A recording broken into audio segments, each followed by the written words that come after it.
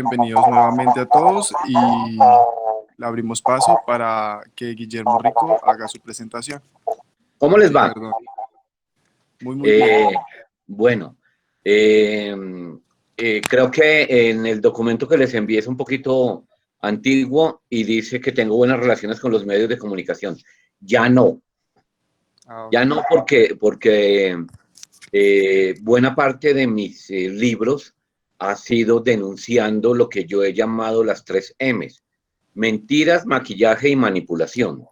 Entonces, por eso considero que mi relación con ellos no es muy buena, más cuando he sido un crítico permanente de toda esa cantidad de mentiras que los medios de comunicación montan. Los genios de la propaganda mentirosa, desde Goebbels para acá, decían que hay que decir la verdad y hay que unir todas las verdades para que mágicamente las volvamos una mentira. Y una de las genios de ese tipo de mala prensa se llama la revista Semana. Bueno, y como esos, pues por supuesto, lo que pasa es que algunos son muy cínicos o muy torpes en ese pase mágico, como RCN, por ejemplo, que es mentirosa, cínica y maquilladora, pero lo hace torpemente. Bueno, pero no vamos a hablar exactamente, bueno, un poquito sí, pero el tema no es exactamente contra los medios, sino la mala comunicación que se da en tiempos de pandemia. Juan David Ramírez se presenta y dice de qué medio viene, por favor. Con muchísimo gusto. Muy buenos días. Mi nombre es Juan David Ramírez López. Vengo del medio de la Nueva Página. Guillermo, durante estos tiempos de pandemia y cuarentena, ¿tú cómo crees que se ve afectado el ejercicio periodístico? Pues como lo mencionaste anteriormente, pues tienes una vista de hecho muy amplia y pues me gustaría más que profundizaras en ello. O sea, desde tu punto de vista, ¿cómo crees que esto afecta a los medios de comunicación? ¿Crees que solo se centra en el coronavirus para evitar, por ejemplo, escándalos que se han destapado recientemente? ¿Crees que es un ejercicio más vago o que es más difícil de hacer? Me gustaría saber pues, tu opinión respecto a esto. Indudablemente, el tema indudablemente sí, es más difícil de hacer. El tema de no poder ver a la cara al interlocutor con el que estamos interactuando y presencialmente, no poderlo ver a pocos centímetros, hace que se nos pierdan los más importantes gestos y que en algún momento determinan si la persona está diciendo o no por lo menos la respuesta que queremos. Pero no solamente es eso, es los elementos más graves que son la poca movilización a la que estamos sometidos. Entonces nos toca a punta de derechos de petición lograr documentos o a punta de buena fe, entre comillas, de los documentos que nos envíen las fuentes, sobre eso partir a realizar la información. Eso limita muchísimo, especialmente el ejercicio de la investigación. Si vemos ahorita, los grandes escándalos que han salido han sido porque alguna fuente con algún mediano o alto poder político ha denunciado cosas. Por ejemplo, todo el saqueo de los dineros de la paz para campañas publicitarias a favor de un tipo terriblemente mediocre e incapaz que se llama Iván Duque. Eso demuestra que si no hubiera sido porque alguien de alto poder lo denuncia, el tema hubiera pasado por debajo de la mesa y nadie se hubiera dado cuenta. Esos dineros además vienen de la paz y no deberían salir de ahí. Entonces es muy grave que se comience a utilizar los dineros públicos o que se sigan utilizando los dineros públicos, pero ahora con el total cinismo, con la total desvergüenza en la utilización de esos dineros. ¿Qué más ha afectado? Ha afectado el que no podamos llegar a la fuente para escudriñar entre los documentos realmente importantes qué es lo que está pasando. Y eso me parece gravísimo porque definitivamente es la forma en que nos limitan completamente toda la información. Y las respuestas que nos dan son respuestas muy vagas. Por ejemplo, el señor Iván Duque acaba de desperdiciar 9.500 millones de pesos en compra de carritos nuevos, dinero que debería haberse puesto al servicio de las necesidades de la pandemia y no comprando carritos nuevos.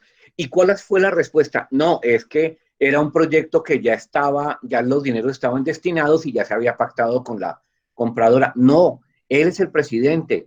En derecho las cosas se deshacen como se hacen. Entonces, teniendo en cuenta toda esta emergencia social y económica, un decreto presidencial que prohíba la compra de esos carros hubiera sido suficiente para evitar ese desperdicio de dinero. Entonces, ahí es donde les quiero centrar mi argumento, y es que nos responden con simplezas lo que no es simple.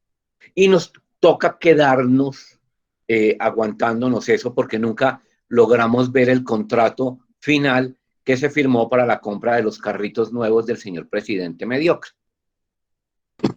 Muchas gracias, Guillermo. Le damos paso a Daniel Carrillo. La pregunta es, ¿cuál es tu punto de vista a las chuzadas que están ejerciendo a figuras como periodistas?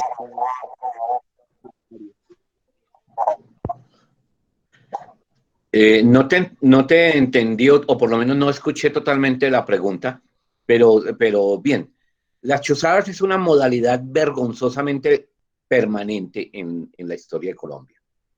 Toda la violación a la intimidad, al derecho de información, todo eso es una práctica que se ha aplicado a todo lo largo de la historia de Colombia desde que hay teléfonos. Pero no solamente eso. Por ejemplo, mi casa fue allanada el 19 de septiembre pasado, del año pasado, ¿sí?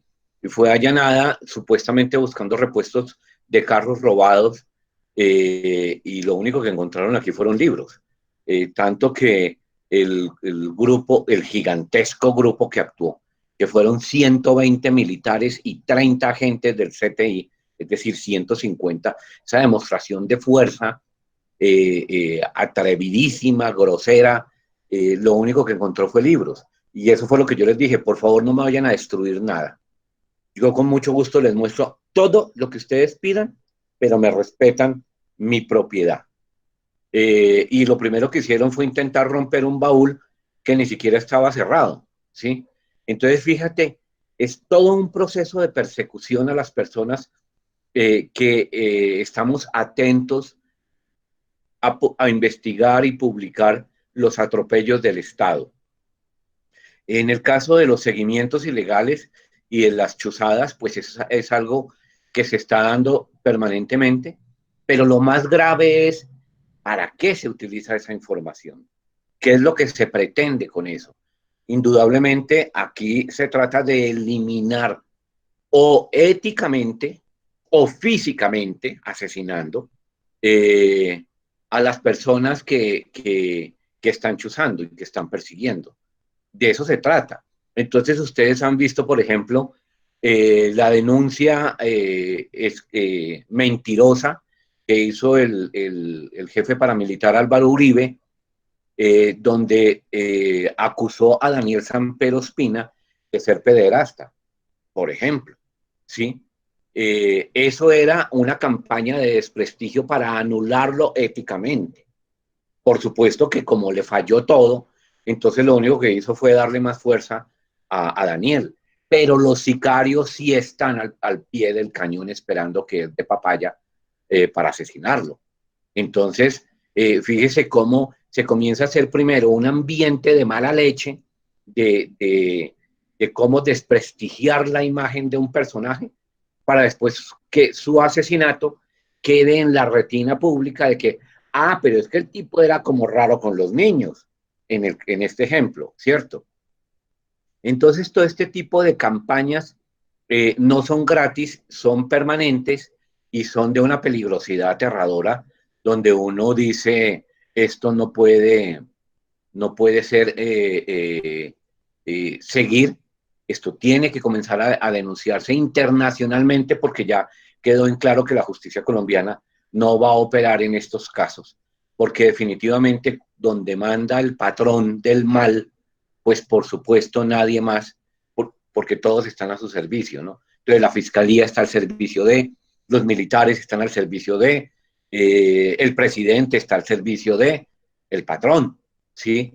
Y eso hace que, pues por supuesto que todo el tema de justicia, pues no opere. Y al contrario, que todas estas instituciones queden al servicio del patrón del mal. Muchas gracias, Guillermo. Le damos paso a José Monsalve.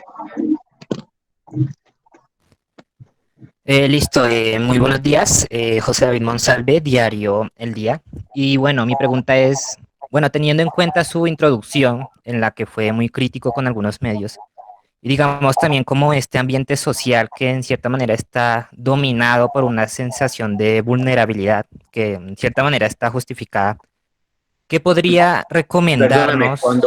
Perdóname, cuando hablas de justificar la persecución social, ¿fue lo que No, dijiste? estamos como dominados por una sensación de vulnerabilidad, ¿sí? Ok. No, Sobre pero todo no por... pero no es una sensación, es algo real, es un Sí, hecho. por eso, está justificado, sabemos de qué es. Y bueno, teniendo en cuenta esto, ¿qué podría usted recomendarnos, digamos, como consumidores de información, para no caer justamente en la desinformación que algunos medios presentan?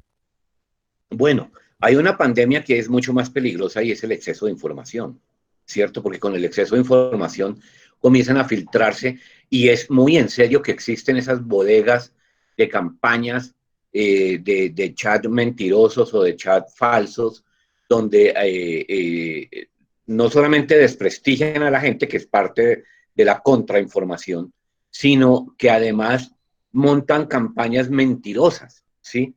Y eso es muy peligroso. Es quizá lo más peligroso. Por eso nosotros en los chats no debemos comenzar a replicar.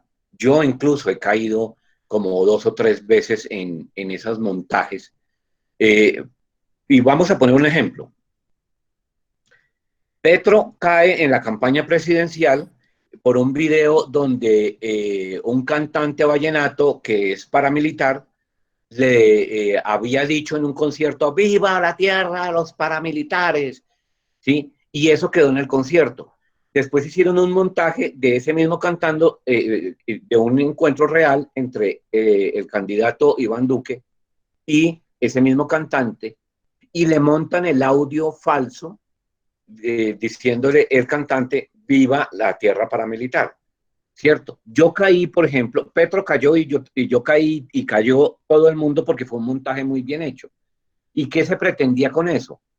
Que los que cayéramos después nos iban a decir, mire ustedes cómo son de traidores, cómo son de sucios en campañas mentirosas y pobrecito Duque, eso nunca dijo el cantante. Entonces, ahí es donde uno comienza a cuestionarse. Esta falsa prensa y esta falsa denuncia, ¿quién la montó? ¿La montaron opositores de Duque o la montó la misma gente de Duque para que los opositores cayéramos en la trampa?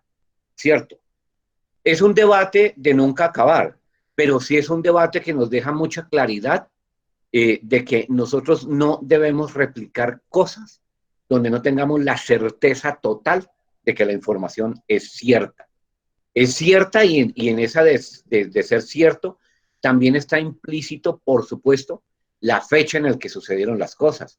Yo caí hace un tiempo para las marchas del 21 de noviembre porque me mandaron una foto de un Transmilenio incendiándose y yo la repliqué y después alguien me dijo, hermano, ese fue el incendio de un Transmilenio que se incendió accidentalmente, ni siquiera por actos terroristas, vandálicos, hace como 4 años. y uy, qué horror, qué vergüenza.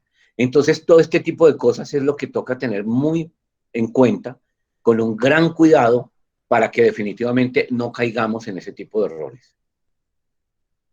Muchas gracias. Le damos paso a Brian Ramírez. Habla a Brian López, qué pena. Bueno, muy buenas tardes. ¿Qué hubo, Brian? Brian López, del Diario Independiente. Bueno, pues mi pregunta es, ¿cuánto calificaría del 1 al 10 y por qué el manejo que le está dando el gobierno ante la pandemia? ¿El manejo en cuanto a qué?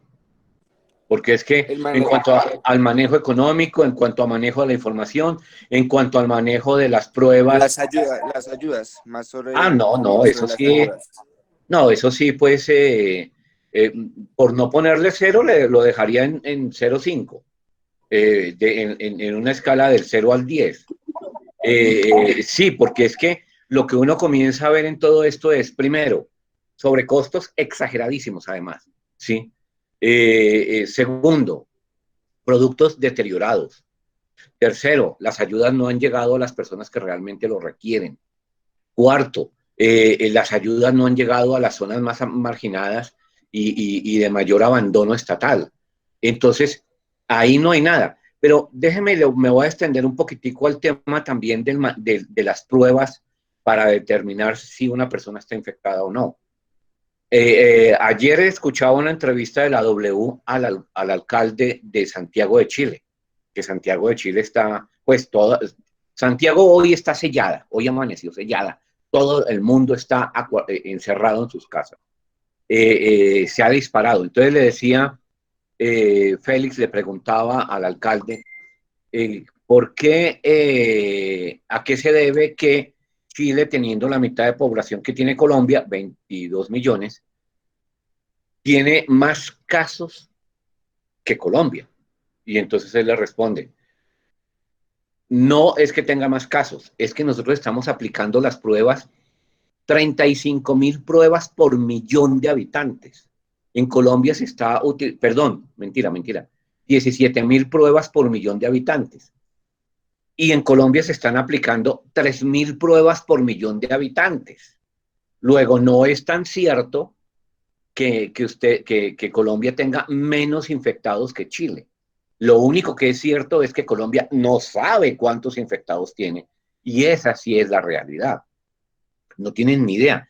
Ese es un punto, y el otro punto es que las pruebas de las que hoy salen positivas es de personas que se contaminaron hace 14 días, no que se contaminaron hoy o ayer, sino de personas que se contaminaron hace 14 días y que comienzan a tener síntomas, y entonces llaman al médico y les hacen la prueba y sale positivo.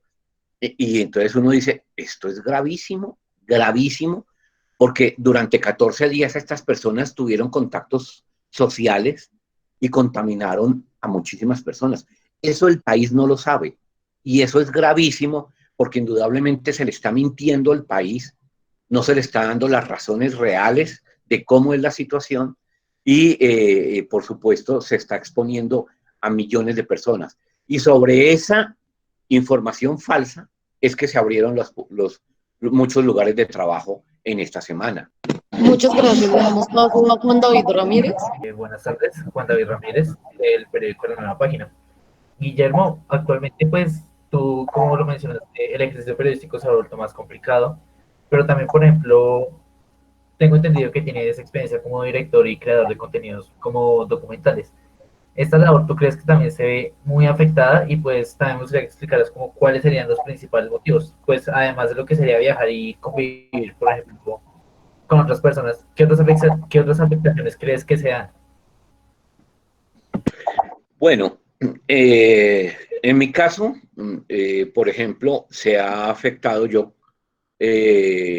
mis libros, la gran vitrina es la Feria del Libro de Bogotá. En la Feria del Libro de Bogotá yo hago el lanzamiento del libro que preparé para ese año, y con los libros anteriores me garantizan unas ventas que me dan para vivir y para comenzar a trabajar mi siguiente libro para el próximo año. Eso es un promedio de unos 40 millones de pesos en utilidades, que me da para alimentarme, pagar servicios, pagar vivienda, etcétera, etcétera, y comenzar a, primero, definir qué libro voy a investigar, qué tema voy a investigar, cómo lo voy a tratar, a dónde tengo que viajar para comenzar a entrevistar a la gente y comenzar a generar las redes de apoyo en cada lugar, zona donde vaya a viajar. Después viajo y hago todo el proceso.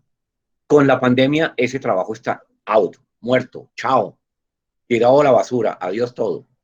Entonces, ese es en mi caso, pero indudablemente, fíjate, por ejemplo, cómo la campaña que viene sobre el Matarife, Álvaro Uribe Vélez, cómo ese documental ha sido trabajado con las uñas, porque definitivamente es muy difícil poder salir a la calle, mover cámaras, ubicar la gente, entrevistarla, y en un tema tan delicado como ese, que por mucho menos han asesinado a miles de personas.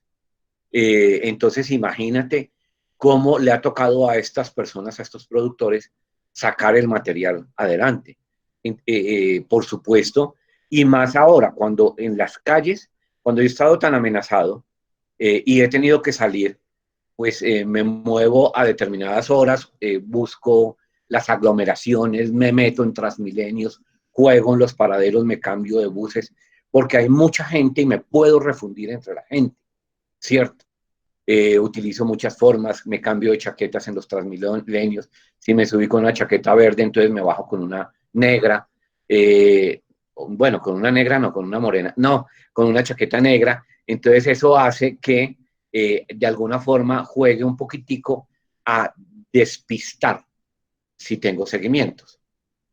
Pero ahorita cuando las calles están solas, o cuando uno no puede arrimarse a un grupo de personas, pues las cosas son mucho más fáciles para los sicarios.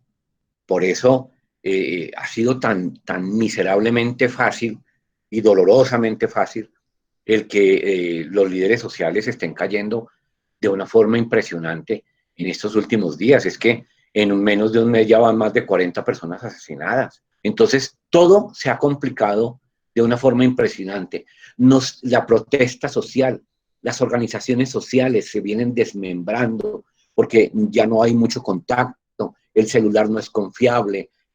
Son muchas razones que han logrado desarticular de un trabajo comunitario y de un trabajo de organización social importante. Y eso hay que comenzar a recuperarlo. Muchas gracias por tu apoyo, David García. No, Guillermo nos mencionaba algo con respecto a lo de las noticias falsas, ¿cierto? ¿De qué forma entonces los medios hacen tratamiento a estas noticias falsas? Porque pues estamos hablando de que son medios que prácticamente toda la sociedad los está viendo. Por ejemplo, RCN, Caracol, nos mencionaba que pues ellos son los encargados, ¿no?, de dar la voz y de informar. Entonces, ¿de qué forma se puede dar tratamiento a esas noticias falsas o se puede dar un alto a esas noticias falsas? Bueno, lo primero es no tratarlas, ni siquiera tenerlas en cuenta. Ese es y cuando le llegan a uno que uno sabe que son falsas, inmediatamente decir, esa noticia es falsa por esto y esto, o esa noticia no es falsa, pero pasó hace 3 años, 4 años, ¿cierto? Es decirle eso a la gente.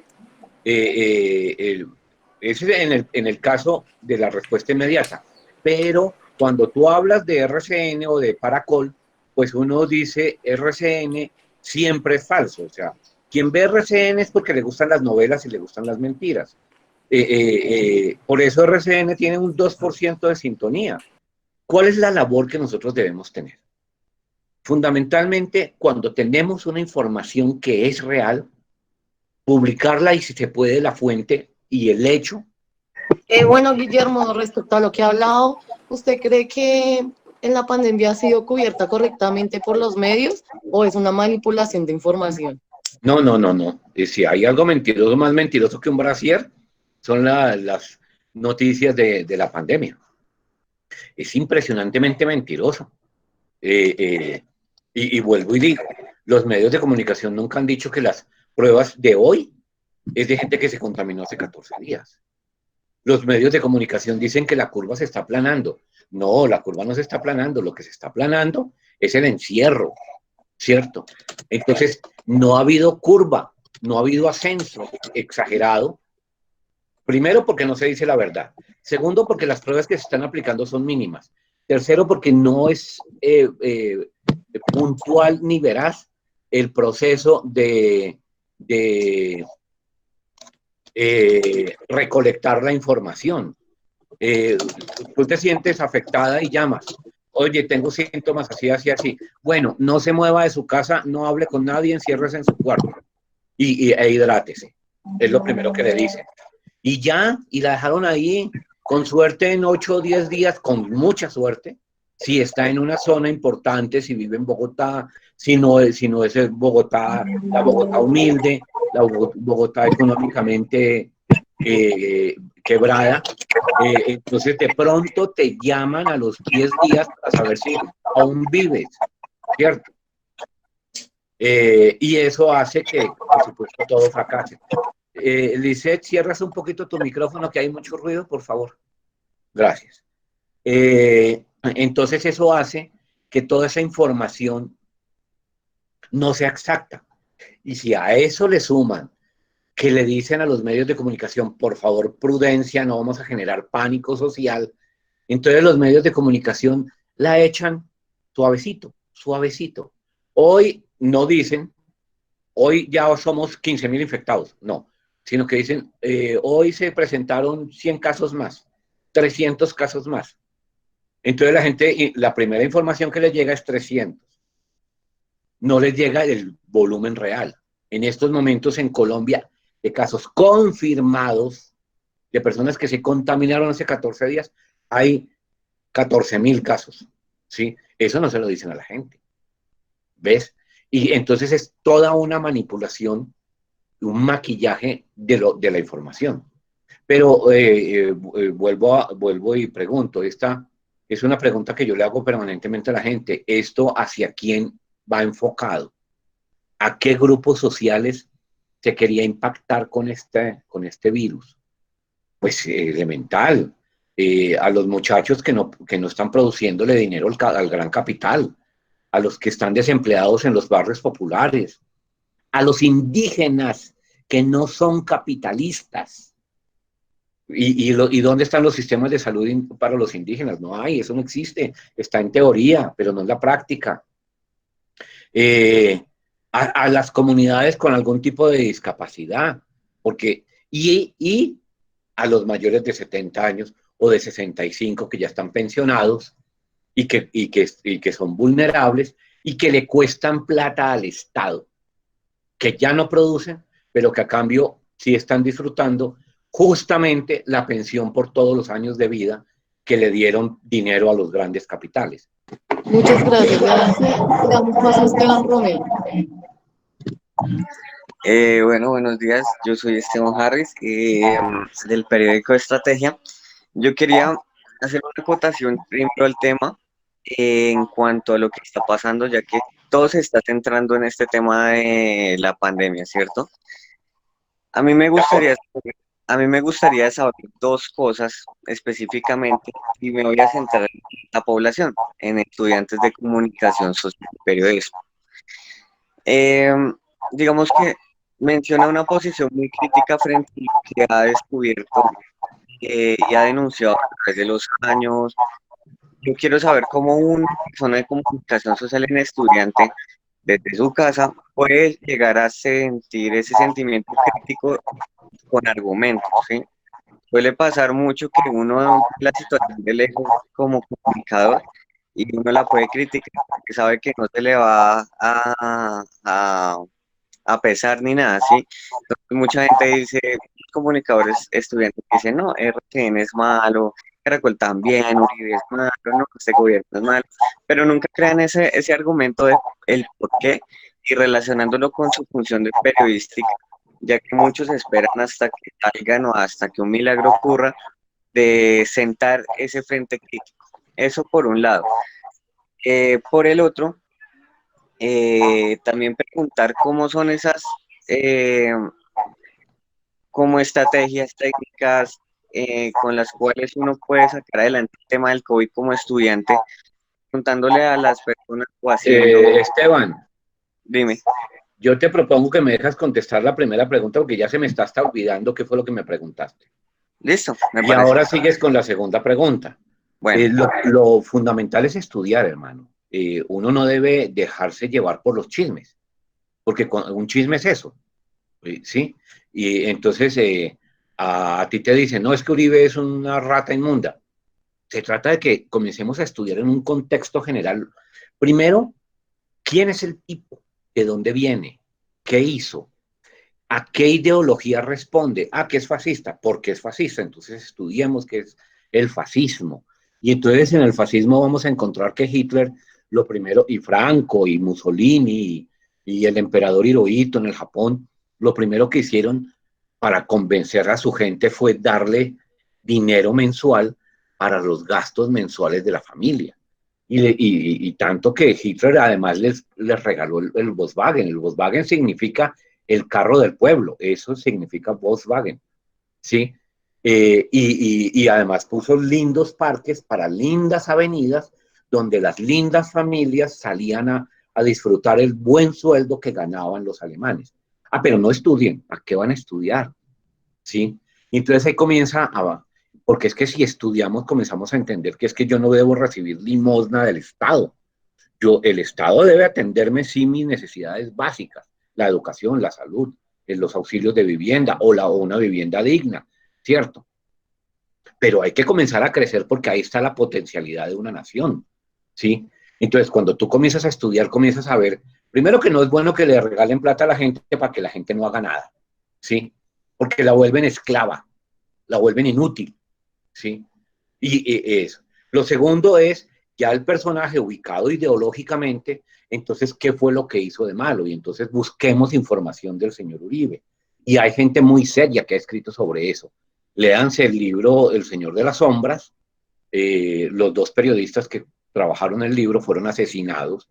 Uno de ellos, Garavito, perdón, ay, se me olvidó. Fue maestro mío, qué pena con mi maestro. Eh, Garzón, pero se me olvida el nombre.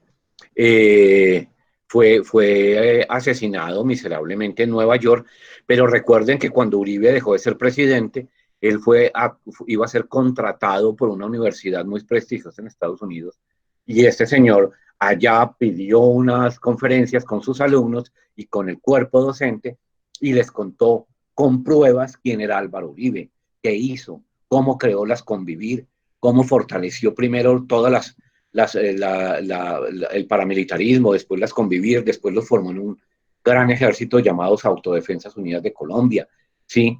Las denuncias que ha hecho el jefe paramilitar Mancuso contra este sujeto, las denuncias que ha hecho el jefe paramilitar comandante del grupo Los Mochacabezas, alias HH, Eber Velosa. Bueno, toda esta gente comienza usted a estudiar y comienza a ver que esto es gravísimo. Comienza a ver a nivel presidencial cómo arrasó con los derechos laborales de todos los trabajadores colombianos, cómo acabó las horas extras, cómo acabó los contratos laborales, las 8 horas de trabajo, una lucha de hace 200 años de los 3 8, 8 horas de trabajo, 8 de estudio, 8 de descanso. Todo eso se acabó con la legislación de Uribe. Cómo el sistema de salud dejó de ser del Estado para comenzar a ser un negocio de las EPS, ¿sí? Todo ese tipo de cosas, cuando usted comienza a estudiarlo, entonces ahí sí se está llenando de argumentación. Pero no solo en el caso de Uribe. Uribe es el ejemplo más fácil de poner. Es en todos los casos.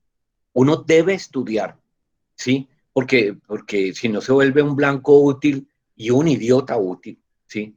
De la forma como se presentan las cosas. Y hay algo que es definitivo, el lenguaje. El lenguaje es mortal. Algún día en una reunión de periodistas en el canal había un grupo cuando las marchas en el gobierno de Santos por querer reformar la educación, la gente dijo, pero ya la ministra reformó el proyecto, ya que joden más, dijo uno de los periodistas, y le dije yo, eso no es cierto, y se lo voy a demostrar. ¿Alguien tiene el nuevo proyecto ahí? Sí. Lea el primer renglón del primer párrafo. Y la persona lo sacó y dijo, la educación es un servicio que, pare, no lea más. Ahí demuestra que no. Y todo el mundo me miró, ¿por qué?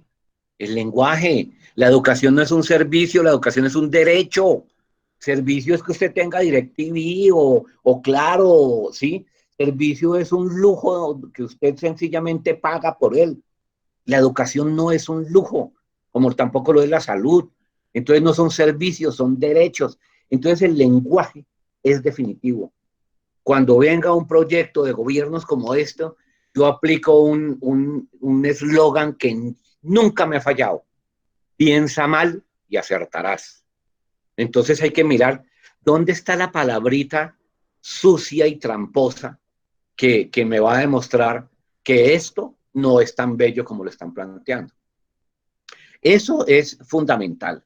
El lenguaje con el que se escribe los proyectos de ley, que son lenguajes peligrosísimos. El Acuerdo de Paz de La Habana, yo viajé varias veces a La Habana y saqué 2 libros, uno sobre ese, estrictamente sobre las palabras extrañas en el acuerdo, ¿cierto? Y curiosamente hoy lo veía cuando la JEP aceptó a un delincuente estafador a la JEP. Y fue el punto que yo toda la vida critiqué. El punto 5 del decálogo de la justicia transicional, el punto 5 dice, la justicia transicional cobijará a todos los actores directos e indirectos del conflicto. ¿Qué es un actor indirecto? ¿Qué es un delincuente indirecto? ¿Sí? Y eso es definitivo.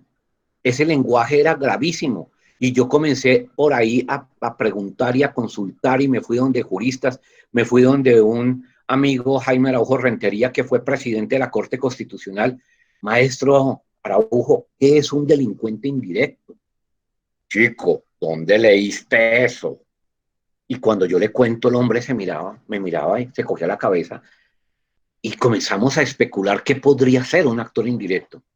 Pues lo que se estaba garantizando aquí con esa frase es que los asesinos del Estado que mataron jóvenes y que fueron crímenes de Estado mal llamados falsos positivos, iban a ser cobijados, se pretendía que iban a ser cobijados por esa frasecita, crimen indirecto.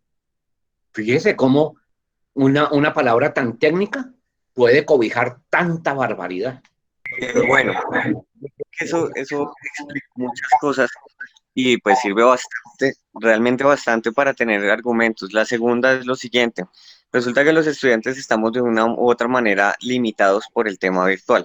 No tenemos un respaldo, por decirlo así, como lo tiene gente que tiene experiencia, gente que está cobijada por un medio, gente que está cobijada por muchas cosas. El estudiante es muy pobre en ese sentido, entonces tiene que buscar técnicas de persuasión, técnicas de metodologías de entrevista y todo eso. ¿Cuáles sugiere usted en esta época para los estudiantes? Bueno, lo primero es que preguntas como la suya, donde se argumenta tanto, terminan desviando la atención del entrevistado. Entonces, lo primero es tener técnicas, comenzar a estudiar técnicas de entrevista. La pregunta es tal. ¡Pum! Un día le argumenté a Raúl Reyes, comandante de las FARC en la zona de distensión, comandante Raúl, yo quiero hacerle una pregunta, pero se la voy a argumentar, le pido que me disculpe lo largo que va a ser. Y todo el mundo me miró y le dije, el paramilitarismo se metió a La Gabarra y en 2 semanas asesinó a 170 campesinos, población civil. En retaliación a eso, el ELN se metió a la Iglesia de la María y secuestró a 110 personas, población civil.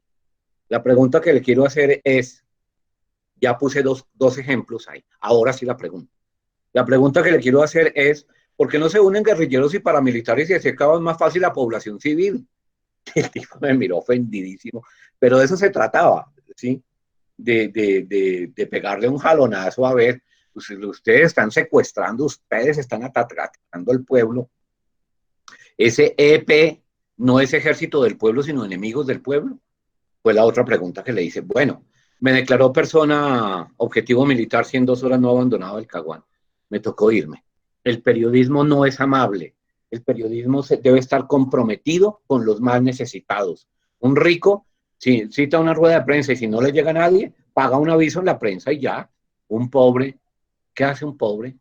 Tener al periodista, esa es nuestra responsabilidad. Muchas gracias, le damos paso a Valeria Sarmiento. Bueno, Valeria, creo que no le sirve el micrófono, pero le voy a leer la pregunta. Viene del medio Sin Límites y la pregunta es, para realizar un periodismo investigativo, ¿qué técnicas ha utilizado para realizar este tipo de periodismo? Lo primero es estudiar, eso es lo primero. Saber escuchar. Hay mucha gente que le cuenta a uno historias. Y entonces uno, más aún, mi penúltimo trabajo, que se llama Las lágrimas salaron al mar, masacres olvidadas del Caribe, fue por una mujer que en la feria del libro me compró un libro, lo leyó y volvió a los 3 días y me dijo, ¿tú cómo estás vivo, chico? Porque era costeña. Y le dije, ¿por qué? Mejor leí todo tu libro, qué compromiso tan berraco el tuyo, te felicito. Pero quiero saber por qué es que estás vivo. Y entonces comenzamos a hablar, nos hicimos buenos amigos y me contó la masacre de Palafitos. Y entonces me dijo, tienes que escribir sobre Palafitos, prométeme que tienes que escribir. Y 8 meses después estaba en Ciénaga Magdalena, durmiendo en la casa de ella y alistando maleta para arrancar a los pueblos palafitos. Y claro, lo primero fue escuchar la historia, después la busqué por internet, después profundicé, busqué gente amiga que trabaja en derechos humanos que vivía cerca en Barranquilla, en Cartagena, y les pregunté sobre palafitos. Y entonces me contaron la historia muy similar a la que se diferenciaba por pequeños detalles. Y entonces me pareció muy interesante y viajé. Y monté las redes de apoyo, viajé y llegué allá y fue quizá el libro más doloroso. Entonces, frente a tu pregunta de la niña sin micrófono, Valeria, uno lo primero que tiene que hacer es escuchar, saber escuchar. Sacarle jugo a toda la información, verificarla y confrontarla con otras fuentes, buscarla en internet, en todos los medios, ¿sí? ¿Qué fue la masacre de Palafitos? ¿Cómo se dio? ¿Por qué se dio? Y hay versiones de todo lado. Entonces ya la tengo claro, entre más versiones haya mejor, porque cada uno tiene un pedacito de verdad, a veces hay otras que tienen muchas verdades, pero es comenzar a disfrutar de ese tipo de cosas, de sacar en claro qué voy a recoger y viajar a recogerla. Eso en cuanto al periodismo investigativo, cuando uno tiene la posibilidad de llegar a la fuente. Yo hago ese tipo de periodismo. Solamente cuando verifico llegando a la fuente es cuando comienzo a estar atento y comienzo a construir una historia. Pero hay muchas formas de periodismo investigativo.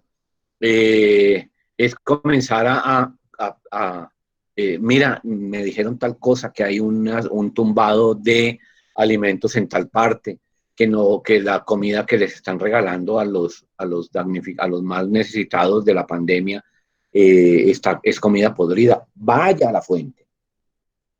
Llegue con cámaras. No es uno que esté podrido, tienen que ser muchos, porque es que accidentalmente se puede dañar la comida y justo le tocó a una persona, ¿cierto? Pero cuando son muchos, entonces ahí es donde comienza el tema, ¿sí? Pero definitivamente hay que estar en la fuente para poder trabajar. Muchas gracias. Por último, le damos paso a Brian López.